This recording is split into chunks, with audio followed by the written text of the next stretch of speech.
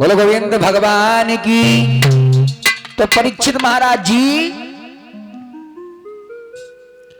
कबीरदास जी का एक दोहा बड़ा अच्छा है महाराज। दोहा जानते हो कौन सा अच्छा है? ना पता? कबीरदास महाराज जी का एक दोहा बड़ा अच्छा है कि चलती चाकी देख कर दिया कबीरा रोए।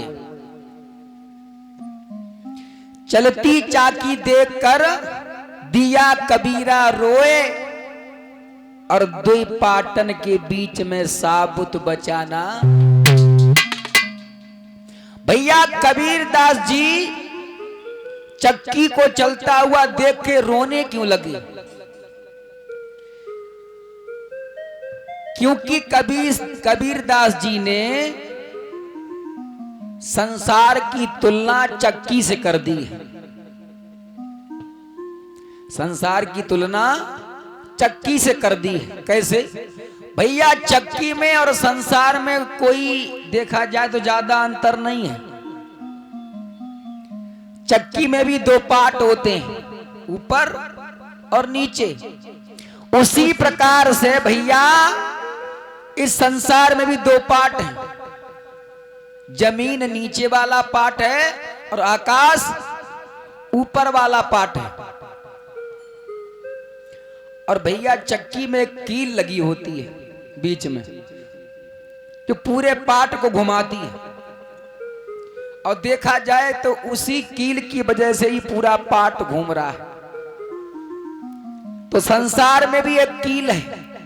वो कील कौन है? उस कील की तुलना कबीरदास जी ने किससे की है? ईश्वर से। संसार को चलाने वाला कौन है परीक्षित महाराज? वही कील, वो ईश्वर। अब बात यह है कि कबीरदास जी चक्की को चलता हुआ देखकर रोने क्यों लगे? भैया रोए इसलिए क्योंकि जो पार्ट ऊपर वाला है वो तो है आकाश, और नीचे वाला पार्ट है वो है जमीन। और चक्की में भैया एक कील होती है महाराज जी।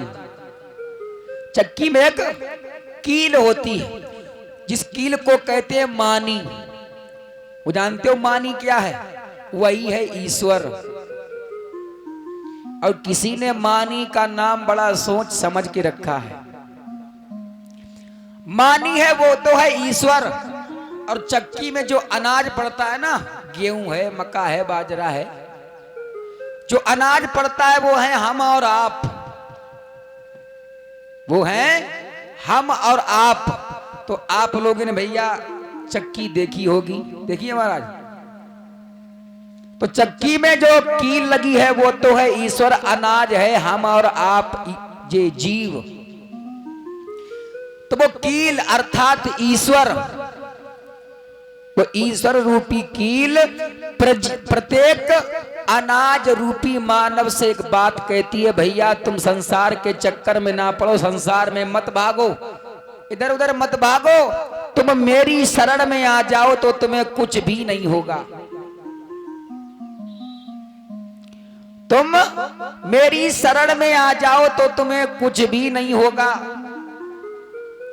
तो भैया आप लोग घर में दृश्य देखते होगे चक्की में, तो जो दाना कील से चिपक जाता है, जो उस ईश्वर रूपी कील को अपना इष्ट मानकर, अपना सर्वेश्वर मानकर उससे चिपक जाता है, वही तो दाना बच जाता है। और जो इधर उधर भागता है वही पिस जाता है। तो किसी ने कहा कि भैया जिसने मानी की बात मानी वो तो बच गो, और जिसने ना मानी वह पिस गो। तो मेरे भैया आदमी को कितना भी समझाओ लेकिन आदमी मानता नहीं। आदमी अपने अभिमान में डूबा है। आदमी अपने अभिमान में डूबा है। कहां तक डूबा है कि जब तक मनुष्य कंगाल रहे तब तक उत्पात नहीं करता। कब तक? जब तक मनुष्य कंगाल रहे तब तक उत्पात नहीं करता, और जब वही धनी हो जाता है तो भैया फिर मुंह से बात नहीं करता। तो कबीरदास जी भैया इसीलिए रोने लग गए कि चलती चाकी देख कर दिया कबीरा रोए,